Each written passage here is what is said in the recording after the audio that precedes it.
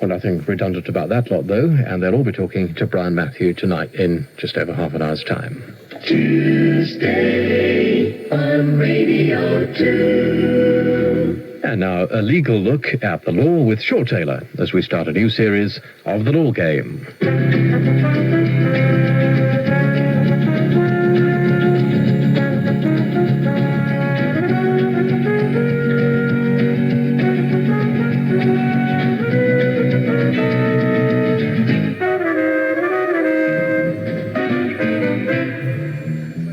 Welcome to a new series of The Law Game, the program that gives a celebrity panel the chance to bet on what they judge to be the results of law cases.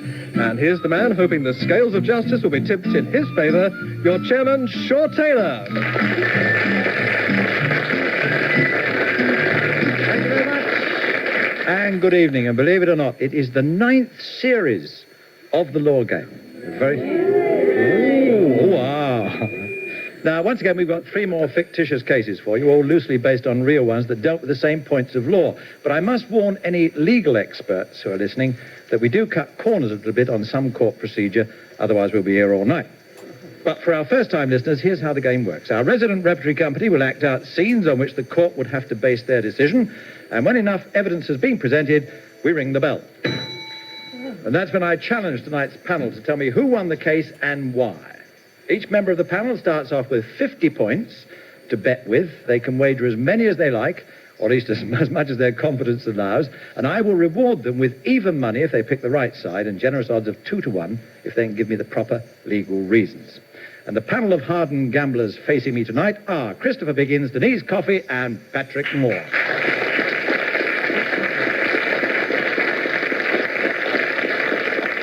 I'm a bit nervous, actually, Chris Biggins. Why is that? Well, you're a TV game host yourself, aren't you? An actor? Yes. In everything from Shakespeare to farce? Oh, I'm so talented. Oh. Actually, I think it says here you turned Shakespeare into farce, which is a different thing entirely. Very funny, yes? All right, so you've been in television on the... Have you ever been in court, Chris, at all? No, I haven't been in court, but there's quite a funny story. I used to live at a road in London called Ifield Road, which half of it was sort of one way. Right. And all the residents knew this, obviously, because they lived there. And if you went down the one-way system the wrong way, you could get into Fulham Road much quicker than going miles round the other way. So I did this one day, as I did every day, and suddenly a police panda car was confronting me. So I got out and I said, hello, and they said, did you know this was a one-way? And I said, no, I had no idea. And they said, oh, that's fine, but, you know, this is a one-way street, and would you not do it again? And do you live around here? And I said, no, I don't live around here. And they said, oh, well, do you have any means of identification? So I said, yes, and I brought out my driving license, and there it said, 142 Ifield Road. So he said, I'd like your hand, please. And I thought, oh, it was handcuffs, and all he did was slap it. Denise Coffey. What about the law? Have you had a brush with the law at all? Well, I had a kind of encounter with the law in Canada once. I was staying in a hotel, and what I didn't know was, between my going out and my returning, was that the whole 6th floor had been taken over by a big political jamboree. I came out of the lift, or the elevator, on the 6th floor, and a chap in shirt sleeves came up to me and said, RCMP. I said, is that your name, RCMP? No, Royal Canadian Mounted Police. I said, oh, I didn't recognise you with the shirt sleeves. So he got off his horse and... Well, no, he got on his horse, and the rest of the evening was a sensation. That's all I can tell you. Patrick Moore, the man that's discovered more stars than Sam Goldwyn. Have you been in brushes? No, you wouldn't be in a brush with the law, Patrick, would you? Well, not absolutely, but once, 2 or 3 years ago, I had a sudden letter from the Southern Gas Company, signed by Mr. K. Whitmarsh, and this threatened me with immediate legal proceedings for non-payment of a £10 repair bill to my central heating, which is powered entirely by oil, and therefore the situation was fraught with interest from the word go. And I then had in rapid succession a letter saying I probably didn't owe £10, a refund of £10, a second refund of £10, and a second final demand. I then christened Mr. Whitmarsh Mr. Twitmarsh. Actually wrote a book about bureaucrats in which he featured. He wasn't a bit pleased. There's our panel. Let's bring on the repertory company to lead us into tonight's first case. It started on a Monday morning after there'd been a burglary over the weekend in a high street jeweller's shop. A detective constable has come along to take details from the lady who owns the shop. From what you say was stolen, Mrs. Morton, it seems the thieves knew what they were looking for. They certainly did. All my best stock gone. But it must have taken them hours to cut their way into that safe. Oh, they had the time. Probably broke in Saturday night as soon as it got dark. You can see by that empty bottle and the crumbs. They brought food with them. Well, how did they get in? That's what I want to know. Through the back door there. We already know that. I meant, how did they manage to break through that lock? It was supposed to be guaranteed burglar-proof. Well, it was already fixed on the door when I took over the shop. The previous owner made a special feature of that lock and bumped up the price for it. Oh, they're good locks, all right. We recommend them ourselves. But the reason they got through that one is because it wasn't fitted properly. Well, how do you mean, not properly? Whoever did it put up that wooden batten to level the door off with the architrave. You see that batten? Yes. And that's wrong, is it? Well, the lock should have been fitted direct to the door itself.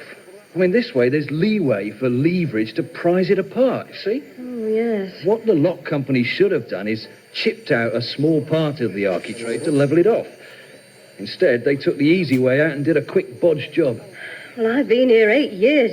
It's a wonder there's not been a break-in through that door before. Well, that's because no one's noticed it till now. You've probably had someone in recently, some villain working as a gas, electrician or telephone man, even somebody making deliveries. With his expert eye, he spotted that batten and passed the word on.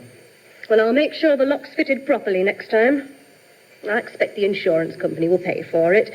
The policy says they'll make good any damage done by fire, theft or flood. Yeah, they may pay up. But having a lock as unsurely fitted as that one, they could say you didn't take adequate precautions. They might only agree to pay out a percentage of your loss. If they can prove you were negligent, they're entitled to do that. Well, how was I to know? If anyone was negligent, it was the man who put the lock on. Look, they're still in business. Might be worth your while to phone them up and state your case. Perhaps they're covered for things like this by their insurance. If they admit liability, you've got no problem.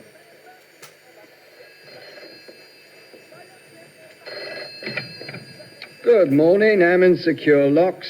Hello. My name's Mrs. Morton, and I own the jewellers in the High Street. Oh, yeah. One of your locks was fitted to my door, and it's been broken into. Oh, I see. And you want us to come along and fit a new one? No.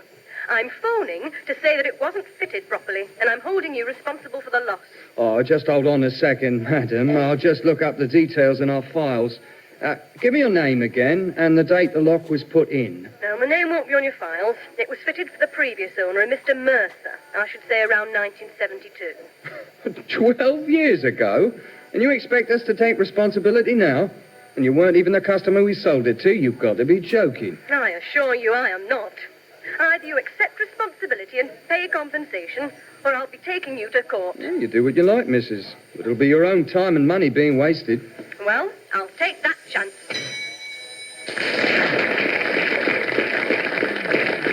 Now, she's a very determined lady, our Mrs. Morton, isn't she? And don't forget, she had her policeman's evidence that the lock had been fitted negligently, so she went ahead and she sued Hammond Secure Locks. But in view of what you've heard, panel, did she win or did she lose her case? And can you give me what you think the legal reasons might be for your decision? Chris Biggins, what do you think? I have a feeling that the locksmiths are probably guaranteed against this sort of negligence, and I would have thought there was a guarantee for a certain amount of years on the lock. I'm not sure about that. We'll probably find out later. So I don't think she will win. You find that she would lose? I would think so, yes. Okay. Denise Coffey.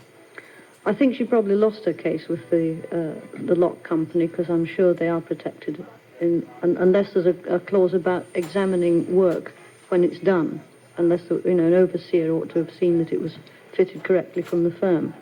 But I suspect she lost it, and I think she should go straight round to Mr. Mercer's house. Well, poor Mrs. Morton. What about you, Patrick? Well, I'm very worried about that bottle and biscuits. I feel there must be something there that I've missed. I don't know what it is. I mean, there's some reason why that was put in, and I have a nasty niggling feeling at the back of my mind there's some essential clue there that escapes me. But I can't see what it is. And therefore, I think Mrs. Morton lost, simply merely because the locksmith company had no agreement whatever with her. And there's no evidence at all that the lock has not been tampered with since they installed it over 10 years ago. So, Chris says she lost, Denise says she lost, Patrick Moore says she lost. You're both on the same wicket, really, but you've got 50 points to bet with. How much will you bet you are right? What about you, Chris? Oh, I'm going to play safe and go 25. 25 you're going to go for. I want some to play around with later. Chris has gone for 25 points. Denise, what will you bet on your decision she lost? Well, I'll be very canny about this and say 30. 30, you will bet on she lost. So, Patrick, it's up to you. Chris has bet 25, Denise 20, and what will you bet on the flat? If it wasn't for that confounded bottle of biscuits, I think I'd go nap. As it was, I'm going to play safe, as I'm sure there's something there, and I'm going 10. Man or mouse? Squeak, squeak, squeak. Well, let's see how wise you are, because all three of you say that she lost, and I can tell you that Mrs. Morton won.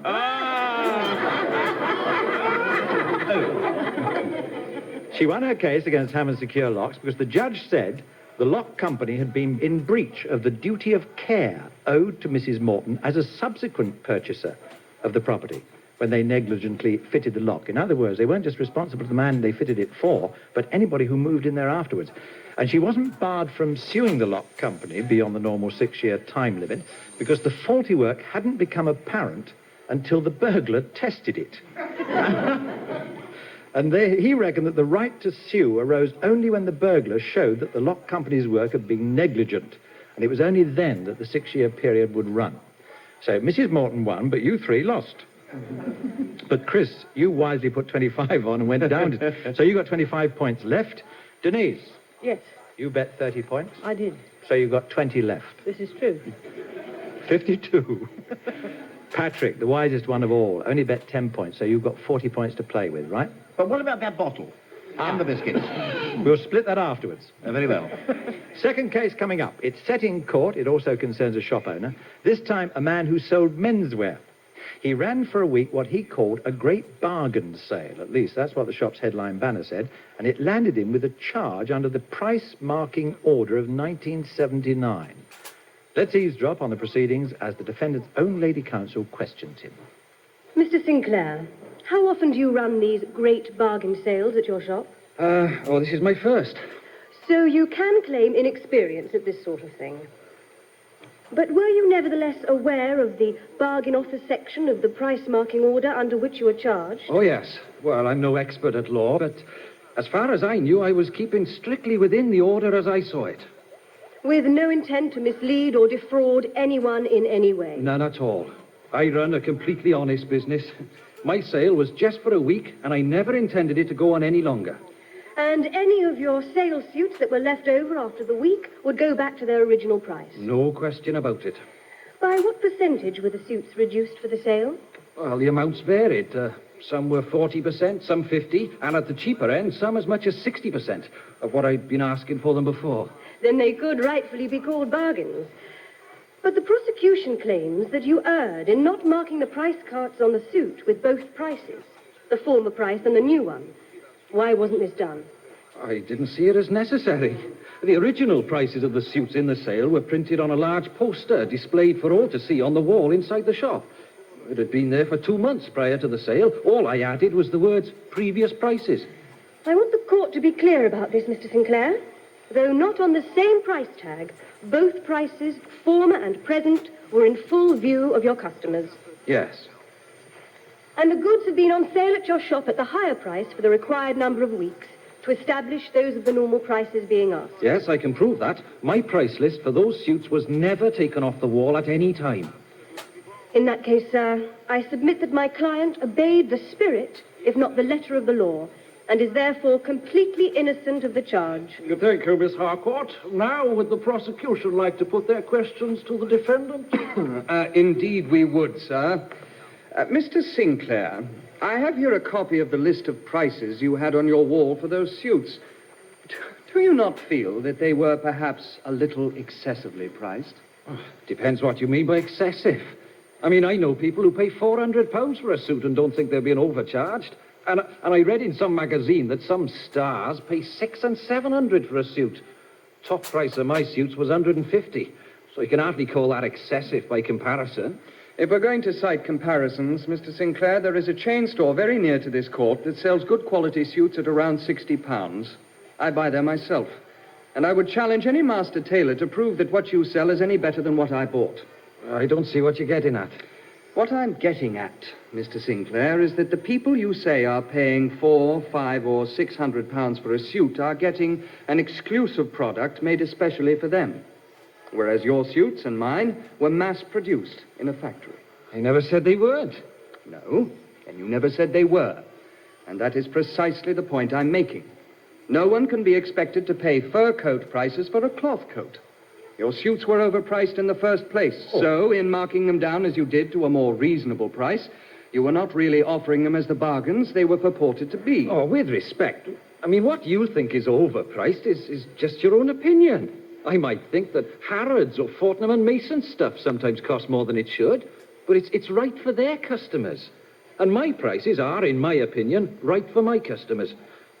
There's no law that says I can't offer my own goods for sale at my own prices. Then let me ask you two final and simple questions. And remember, you are under oath to tell the truth. Did you carry stock of all the suits mentioned during the whole time that poster was up? Yes, I had at least a couple of each, and I did buy some more in just before the sale. I mean, that's common practice, buying extra stock for the sales. And how many of the suits did you sell at the poster prices prior to the bargain sale? It was a quiet trading period for most shops. How many did you sell? None, but like I say, money was tight at the time.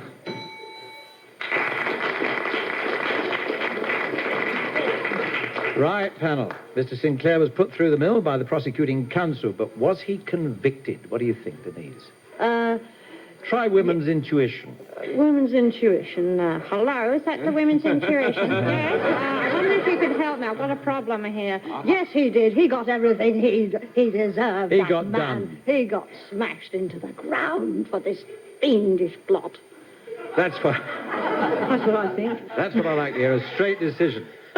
Patrick Moore. No, I disagree totally. Totally disagree. The point is that, as far as I can see from the law, there is no law that has to say that a suit has to be marked at X pounds. You can put what price you like on it. And as the defense counsel said, the value of the suit is determined entirely by what the salesman thinks it's worth. Therefore, he can charge what he likes. If he marks it down, puts both the prices up, he's not breaking the law. So I think that the prosecution case failed. A blow for freedom from Patrick Moore, right. He failed. Chris Biggins, what do you think? Did he get done or not? Can I ask you a very personal question first? How much did I pay for your suit?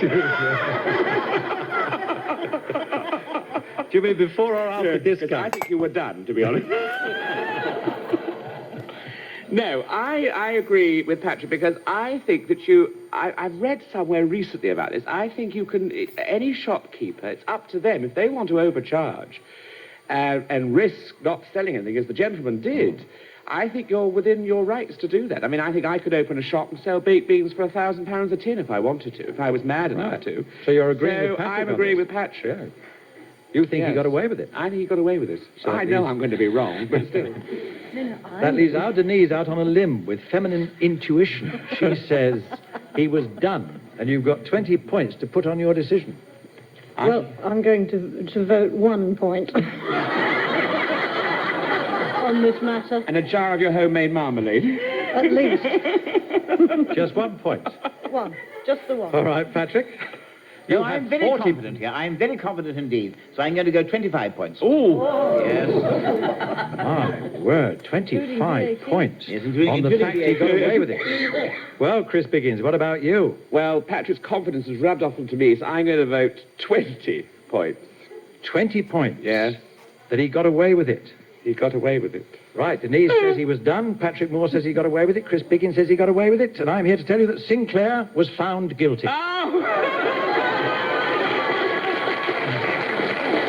rest my handbag in the light. The magistrate held that though he'd previously offered sale goods at the price they were marked down from, it had to be a genuine price, one that he'd actually done business with. And remember, he didn't sell any of those suits. If he'd sold just one of them at that inflated price, he might have got away with it. I knew his eyes were too close together. Denise. Do you realise, Denise, that your 1 point has taken you up to 21? Whereas Patrick Moore went mad, he's down to 15. Chris Biggins went berserk, he's down to 5. Let's move on to our last case. Here it comes. A young man found a full driving licence, which had obviously dropped out of somebody's pocket. He held on to it for a couple of days, and then he went to a car hire centre.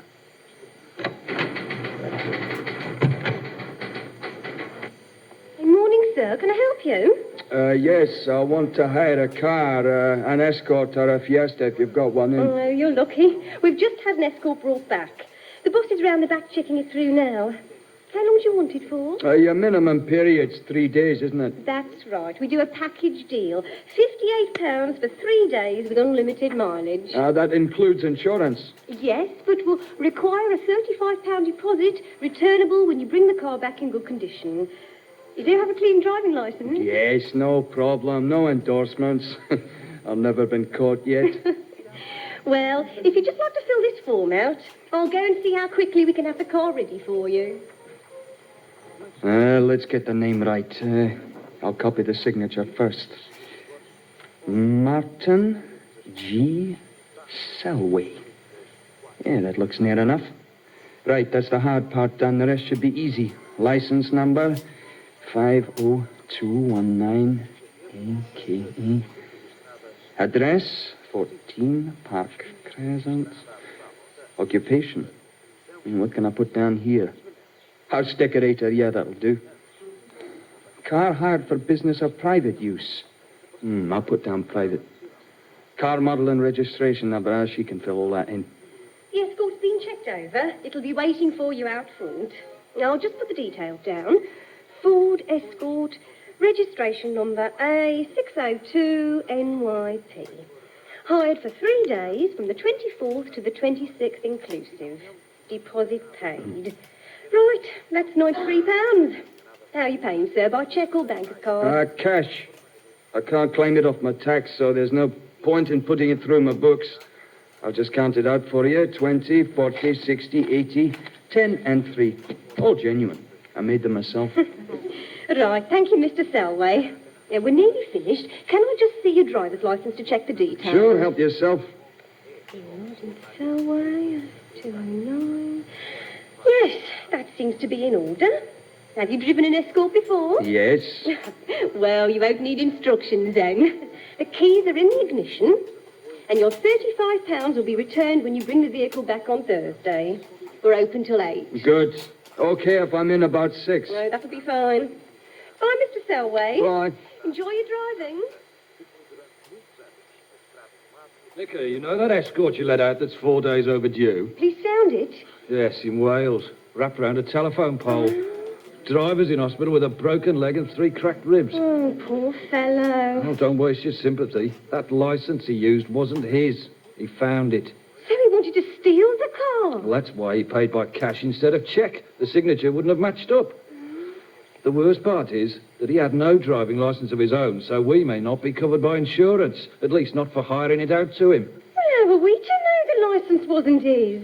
I mean, there's no photo on it. Exactly. He took it by false pretences. As soon as he's out of that hospital, I'll see that he's up on a charge of taking the vehicle without the owner's consent. Yeah. Quite apart from anything else, that may help our insurance claim.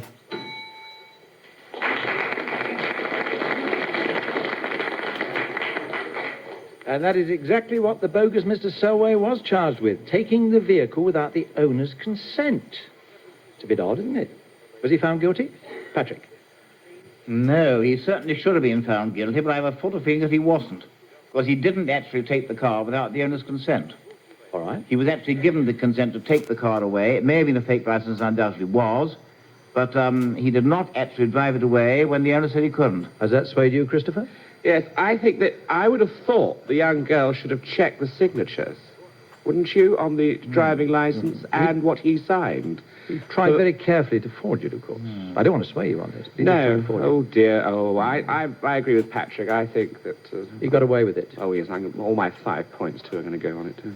Oh, bold fellow. Denise, what do you think? You heard what the fellas have said. I think he wouldn't be guilty of that particular case because, as Patrick said, they did give him consent to take away the car, and the burden of identity proof was upon them, I'd have thought. Right. So you're all agreed on this. That's very interesting, isn't it? You're all agreed that he wasn't caught on that charge of taking it without the owner's consent. Patrick, I can come to you first because you have 15 points to gamble with. Remember, I will give double if you have the right gamble. reasons. I don't want to look a complete twit here. 14.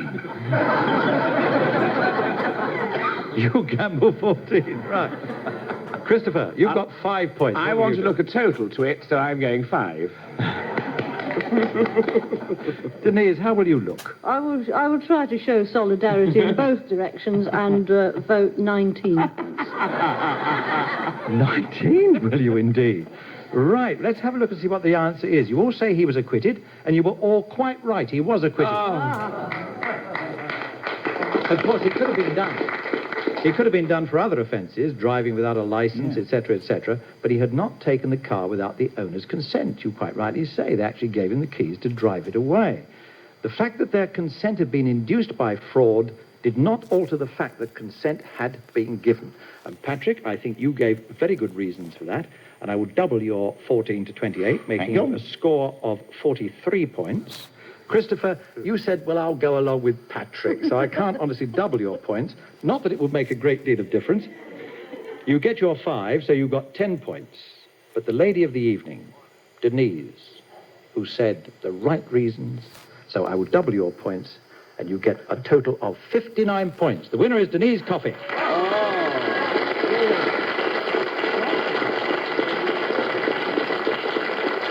That's all the cases we've got time for tonight, but before we take leave of you, let me give you some brief details of one we'll be dealing with in next week's show. It concerns a man whose job it was to dispose of the waste left over after a firm of builders had done their work. Now, what they didn't know was that instead of dumping the waste, he was selling it. The firm charged him with stealing. Was he guilty, or was he just enterprising? Think about it, listen in again, and find out if you were right. And that just leaves me time to say goodnight on behalf of this week's celebrity panel of Christopher Biggins, Denise Coffey, and Patrick Moore, our Law Game Repertory Company, who were William Hope, Moyle Leslie, and John Strickland, deviser and writer Brett Ashton, legal advisor Doug Cracknell, producer Andy Aliff, and me, Shaw Taylor. Bye for now.